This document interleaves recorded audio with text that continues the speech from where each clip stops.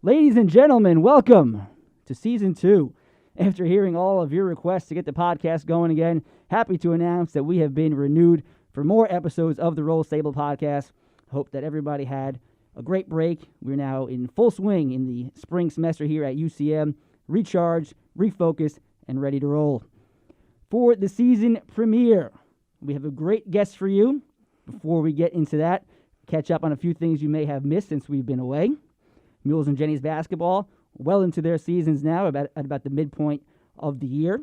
Also, UCM Track and Field, Mules Wrestling have also gotten underway. And depending on when you're listening to this, when it gets posted, Mules Baseball will also have started their season. So be sure, follow UCM on all social media accounts, download the app, visit our website for all your Mules and Jennies news. On a personal note, I just want to thank Season 1 producer Tony Manzo for helping get this project started. It would not have been done without you, so thank you, Tony. And welcome to our new producer, Evan Holmes, taking over the reins on the boards and in the editing room to make me look good. Now on to someone who doesn't need much editing to look good. Of course, I'm talking about today's guest, a senior on the Jennies basketball team from Anawan, Illinois. You probably know her just as Vanny, Morgan VanHyfte. Welcome to the show, Vanny. Hi, Joe. Thanks for having me. How you been doing? I've been doing good. Gens are winning. We're feeling good. That's right. Gens are winning 10-2 now, right at about the midpoint of the season. Give us a little breakdown of the team of the year so far. Yeah, we've been good. We started the year off really hot. We won, I think, 7 or 8 straight. And then we faced the number 1 team, Nebraska Kearney, and took a hard loss. But I think that's taught us a lot, and we're back on our winning streak, and we're feeling good. Yeah, that first loss, how did you guys take that? You know, you have 7 freshmen on the team. It was their real first time kind of facing some adversity. How do you think they handled that? Yeah, I think they handled it really well. I mean, right after the game, and a couple of the freshmen looked at me and they were like, we get to play them again, right? So, I mean, they're excited. They want more, and I think they learned from it, and it was good for them to kind of go through that adversity and learn from it, and so we can take it and use it the next game. Yeah, because a lot of times with these freshmen, they almost kind of just don't know any better, you know? Right. They go in and they're just playing games right now, and everything's going good. They won 5, 6, 7 in a row, feeling good, and then you have that first loss, and you don't really, I guess, know how to handle that. You don't know what coach is going to be like after a loss, but good to hear that the team is, recovered from that, had another loss after that, but have gotten back on the right track with 3 straight wins now as of recording this. Mm-hmm. What do you guys still feel you need to do better to improve even more? I think our losses happened because we were not taking care of the ball. We had a lot of turnovers, and we just need to play smarter basketball. We're taking good shots over great shots. So I think we've been really focusing on that in practice and valuing the basketball. And these past 2 weeks in practice have been going really well, and I'm proud of how we've kind of turned things around and started making key points of our values. Now turnovers have been a big part of Jennies' games, and you've been a big part of that, but in a positive way. Yeah. You currently are leading the MIAA in steals, in steals per game. What does that mean to you? Is that something that you work on a lot, something you did a lot maybe over the summer? What is your defensive approach? Yeah, I've always kind of taken pride in my defense, and I know every team I've been on in the past, my role's always changed, and I try to be the best at my role so that our team can be successful. And this year, defense is definitely one of my main roles on this team, and making sure I can lock down the other team's best defender every night. So, I mean, this summer, I knew the best way to be better at my defense was to get in the best shape that I could be for this team, so I could play harder and longer for more minutes than I usually had in the past. So I'd say that was a key to eating the right things and getting in shape so I could better help the team this year.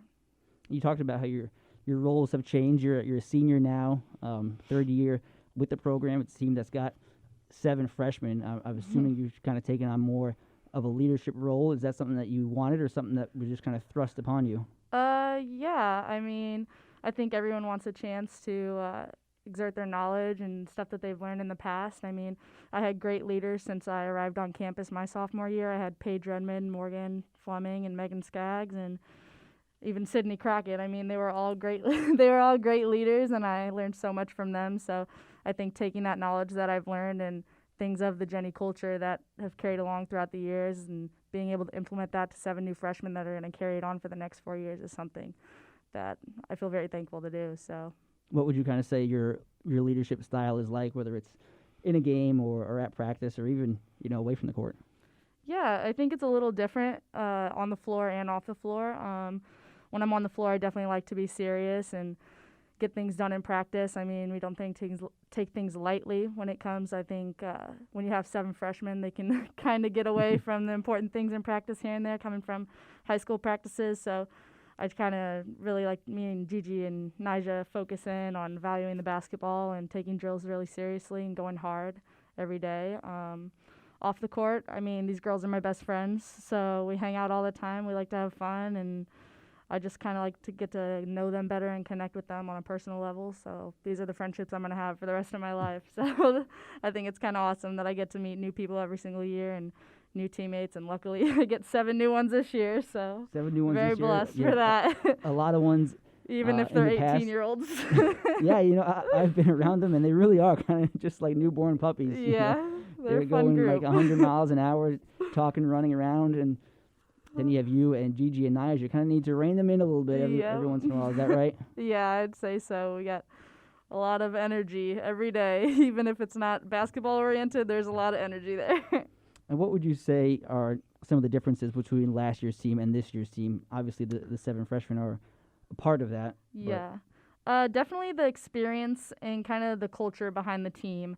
Coming from the group that we had last year, obviously, we had people that knew what it took to win and the hard work that goes in every day, putting up the extra shots, getting in the gym extra, doing the right things off the court. And I think this year is a big thing to do the right things and kind of hone in on that culture that we took from the previous teams that were successful, that they set for us, and implement that this year. So now, something that hasn't changed has been the coaching staff. They've been here, all 3 years that you've been here. This is, I think, Coach Kenzie's 5th year, and she's kind of the youngest one. What can you say, about your coaches? To me, they all seem to have kind of like their different style, different type of personality. Is that good for you? You guys can kind of pick and choose which coach works best for you? Yeah, I think it's really important in the coaching dynamic to have different coaches that play different roles on the team, because everybody learns differently, whether it's video or in game or talking about it, walking through it. And I think each one of our coaches does a really good job of finding out what each player needs and implementing that to them, whether it's Coach Nick and writing down the scouts and writing up plays for Olivia or something like that, or if it's Coach Ken's talking through some of the stuff with people that are like, I need to visualize this, I need to talk to you about this. She's really good at that. And then Slifer, of course, the jack of all trades. He'll watch film with you, he'll talk to you, he'll do it all. So I think we have a really special group, and Coach S is always there to support, and she's been around the program. She knows all the defense and offense, so she's always there on the sidelines. I know, especially when I come out of drills, sometimes I'll look over to her and I'm just like, what did you see that play? What's going on? Because she's watching everything. She knows everything. We've done the same offense for the past 10 years. She knows the little things that you got to do right to make it work. So, is there kind of maybe one coach in particular that you go toward if you're needing something, if you need to talk to somebody?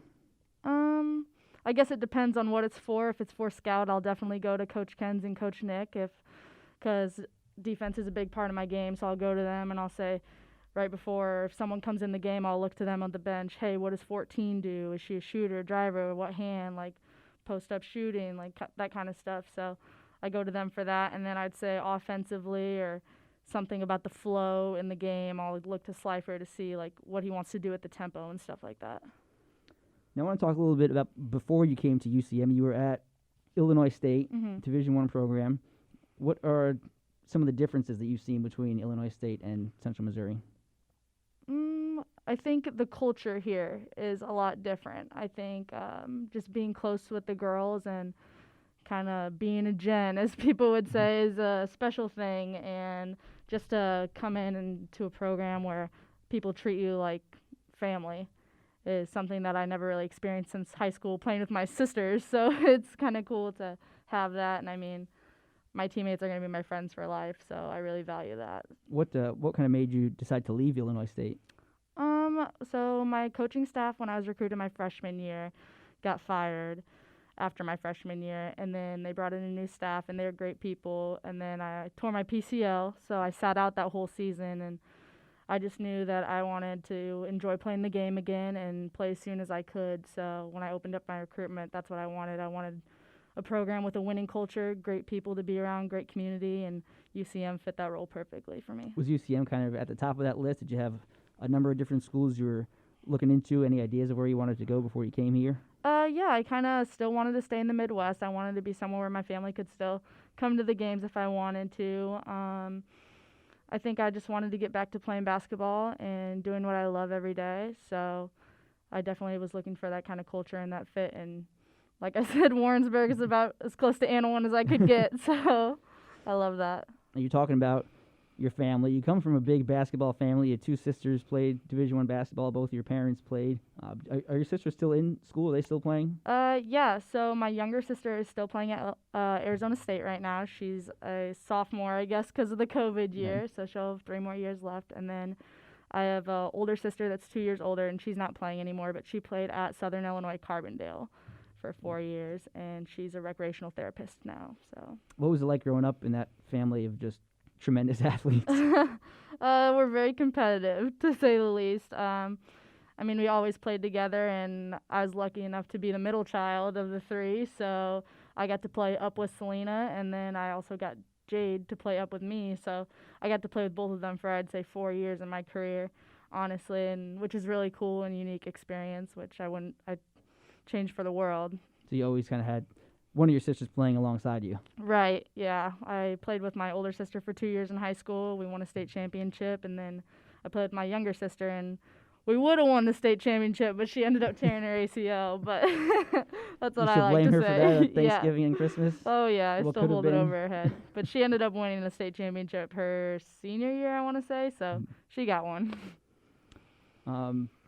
Did you play other sports growing up in high school, or was it strictly basketball? Did your parents let you play other sports? Yeah, I really like softball. I played traveling softball, ASA, until about my sophomore year of high school, and then my parents were like, I think it's time that you choose what you want to do in college so we can start going on recruiting and start the process and play more AAU basketball over the summers. And at the end of the day, I was just, because I could have played softball in college, but I like the team aspect of basketball more, and I think I had more heart for the game in basketball than I did in softball. So, and I like being indoors. So. Low key flex there. I could have played softball in college too. You know, could have done it all. It was a fun sport. I talked to a lot of people about that, about what they did in high school, if they were multi-sport athletes or if they were just kind of selective in just one.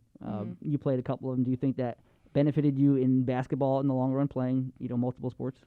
For sure. I wouldn't say in, like, the athletic dynamic because I think I was just good at softball because I was fast. But, yeah, I think playing with different people, like, from around the Midwest and traveling and stuff like that really kind of opened my experience in like, both sports. And playing with different people helps me connect with other people. And I think that's helped me to be a better leader today for this year's team. So the big story when you got here was that I guess it was your dad, built this basketball gymnasium in an old barn. What can you tell us about that? Yeah, so when I was, I'd say in 6th grade, we live on a farm, small town.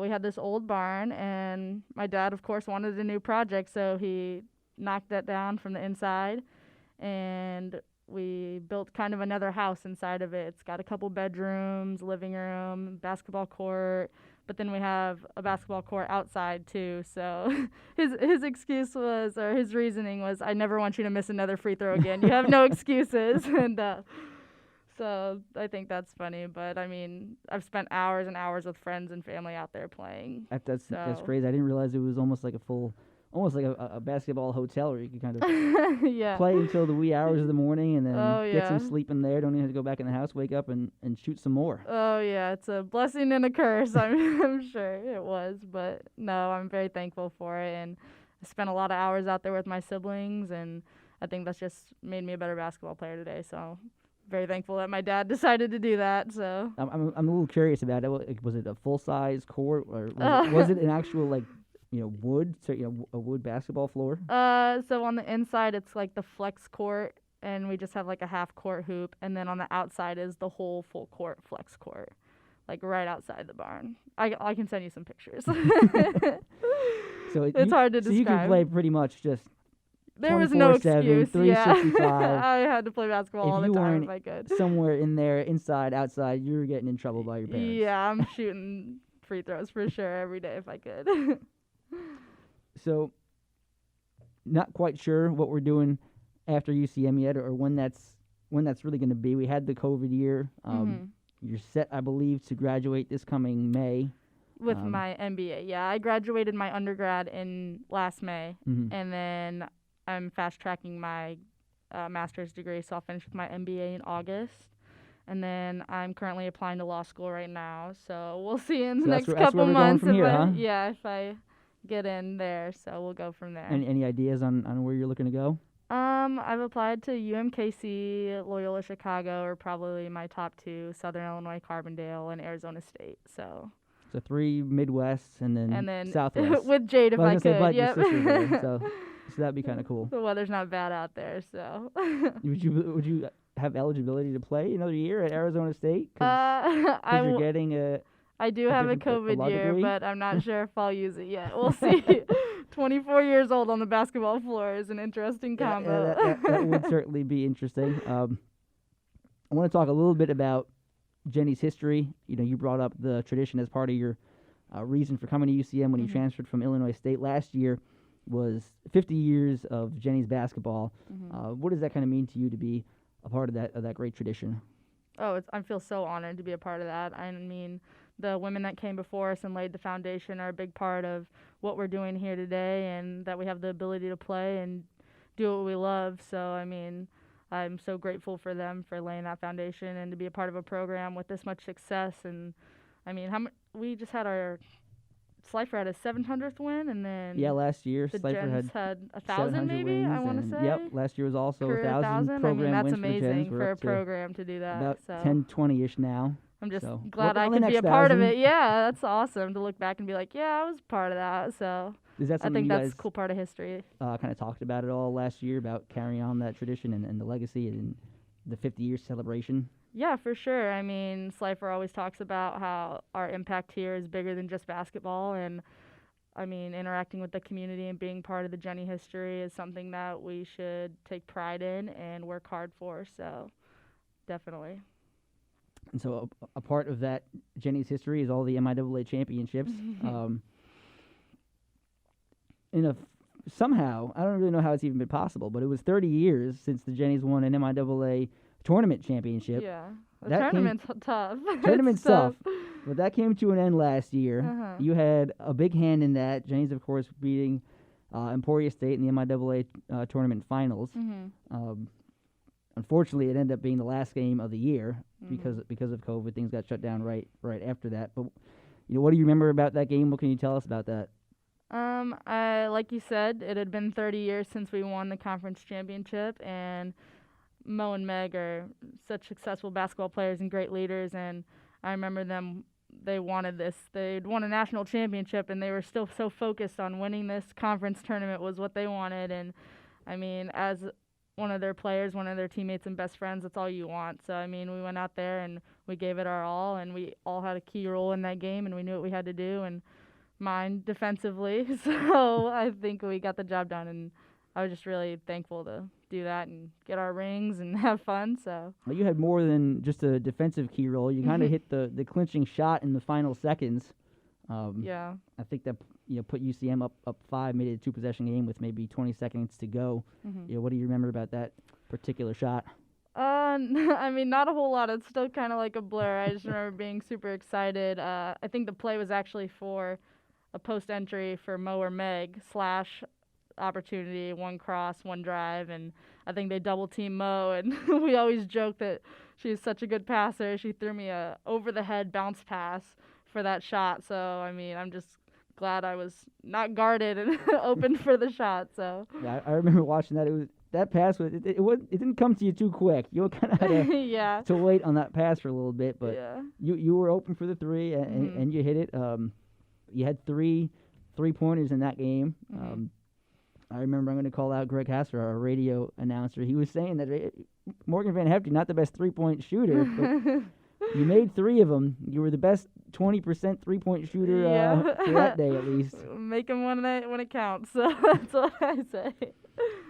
And so you said that was a big goal for Mo and Meg. They won a national championship. They, of course, they actually lost their first round game that year against Lindenwood. But what about this year now? What are some goals both personally and for the team?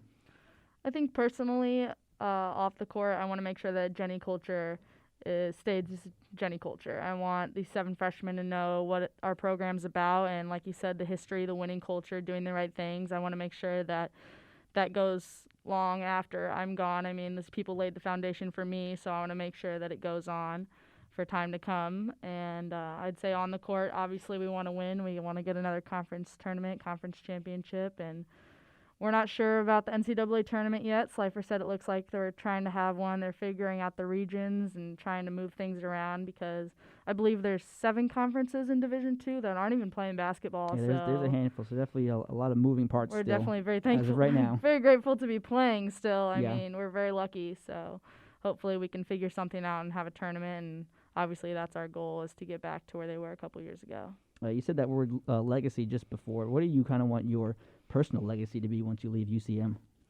I think the most important thing to me is being a great teammate. Like I said, these girls are going to be my best friends for life, and at the end of the day, it's more than just basketball. It's making each other better and making memories that are going to last a lifetime and becoming a better person and bettering those around you. So I think that's definitely the legacy I want to leave here, is to know that my teammates can trust me and that I'll always have their back from the time I'm in college to when I leave. So from day one, when you first got here, to now, 3 years in, how would you say that you have evolved as a player and as a person?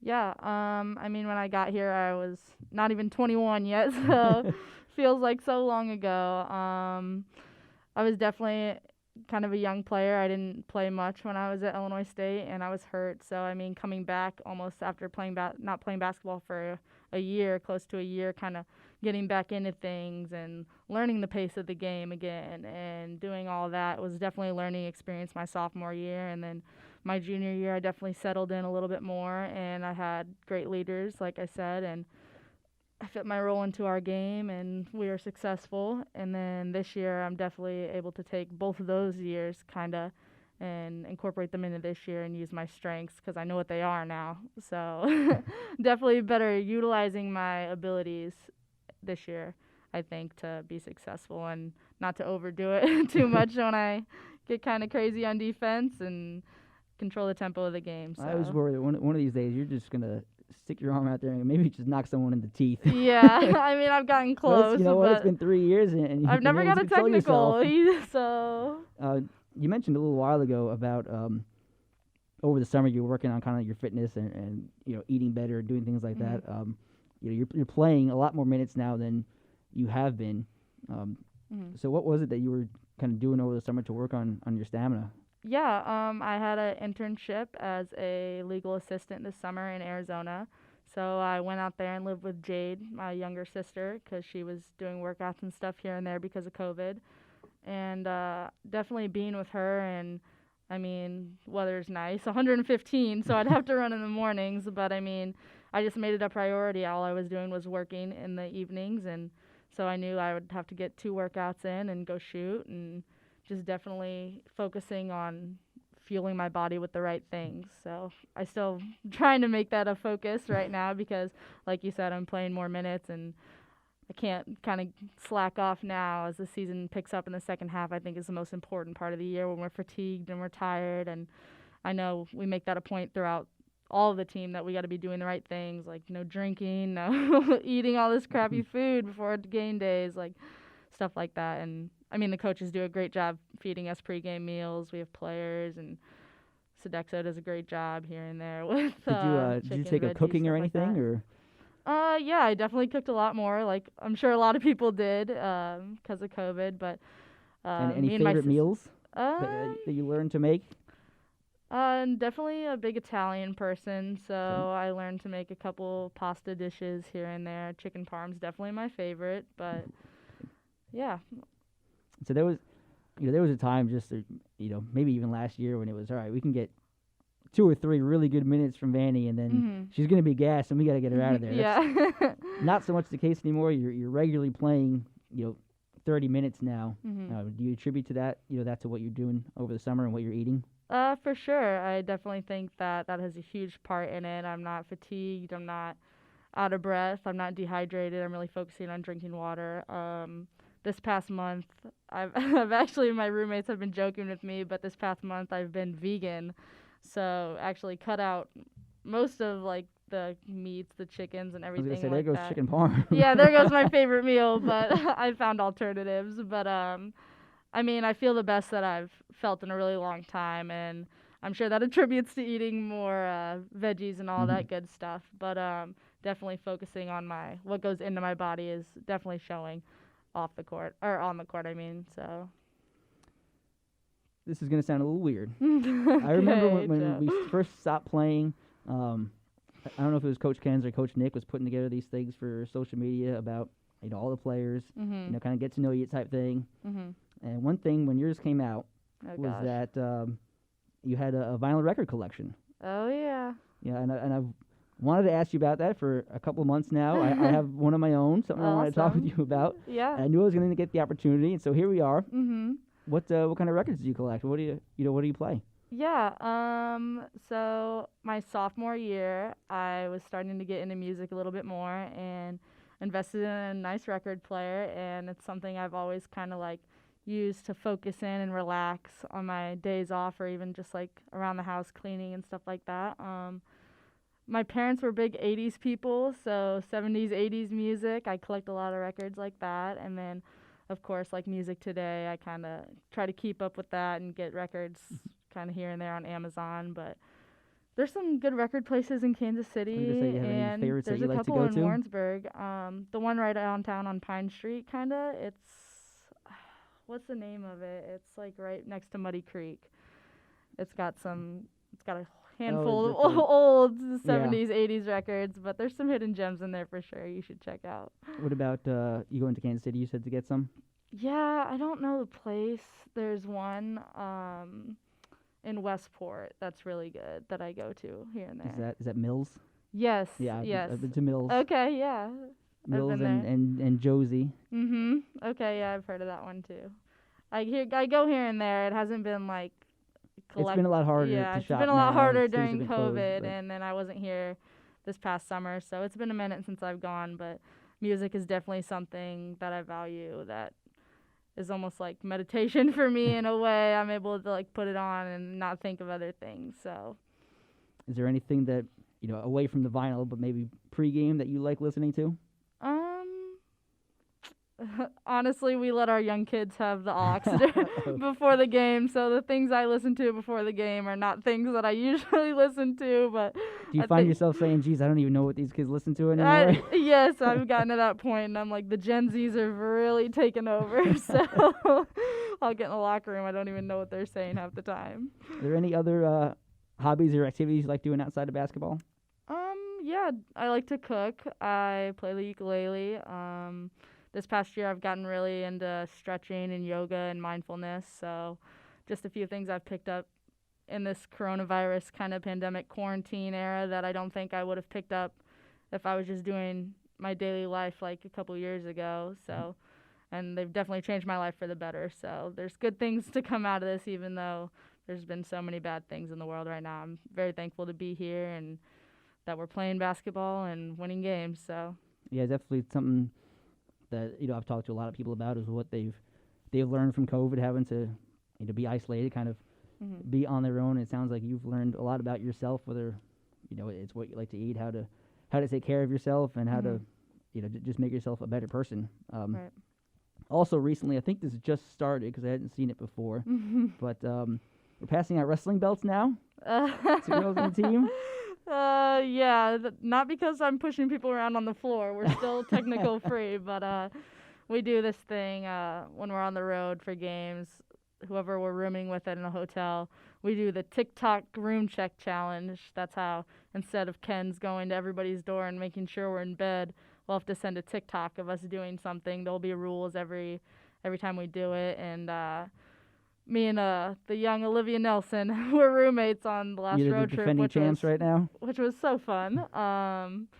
Yeah, we did a little dance and we ended up winning. So Coach Nick surprised us with these wonderful wrestling belts. Are there any professional wrestling fans on the team? I'm Do you not know? sure. I wouldn't be surprised if some of the Yeah, freshmen are. They I continue like to wrestling surprise myself, me. so I saw those belts and I was like, I was all pumped up. 'Cause I'm a Yeah. big wrestling fan. I was like, oh, we got some gens who are into pro wrestling, so I wanted to ask you about that. I'm sure you'll have to ask them. I'm not So personally. Coach Nick but was the one behind it, huh? He's the one that I think so. purchased the belts. He presented them before practice one day, which was funny. And then we have another one that's like the player of the game belt now, which I Okay. think he just decided as well last game when Grayson had 25 points. He was like, and we have another belt, and we were like, okay. Pretty soon But everyone's gonna Everyone's gonna have draped in wrestling gold belts. belts. Yeah. He'll come up with something for it, but I think it's a fun little thing that our team likes to do, and they can use it as motivation if they want. But Like you said, there's a lot of energy with 7 freshmen on this team. oh yeah, it's Gotta definitely channel crazy. it somewhere. Exactly. And I guess think you're this is a channeling fun it way into to- TikTok videos on the road. Who's the best at them? Well, Gigi and I won a couple of them last year. Mo and Meg won a couple of them last year, and then, I mean, they're all. I don't even have TikTok anymore, so I didn't even know the trends. So I mean, they're all pretty creative, I would say, but I don't know. It's kind of fun to see what they come up with every single time. So And you don't have you change roommates each time you're out on the road? yeah, they try to put the upperclassmen with the underclassmen, and just so you can kind of get to know each other better and. So stuff you like and that. Olivia won't have a chance to defend your titles, is what you're saying. Unfortunately not. I'd love to see what Olivia comes up with next time by herself. So it should be fun. Well, Vanny, it is always a blast talking to you. Thanks again for coming on the show. I know we have practice here for you in a little bit, and I don't want to get on Coach Kenzie's bad side. Is there anything else that you want to add? Nope. It's been fun talking to you. I appreciate you having me, and being able to talk about this team and this experience is something I'm very thankful for. So thank you. Where can people follow you at if they want to? Instagram, I'm on probably the most, is Morgan _VanHyfte. So There you go. Follow her on Instagram. Vanny, everybody. For Morgan, producer Evan Holmes, I'm Joe Hoffman. Thank you for listening to the Roll Stable Podcast.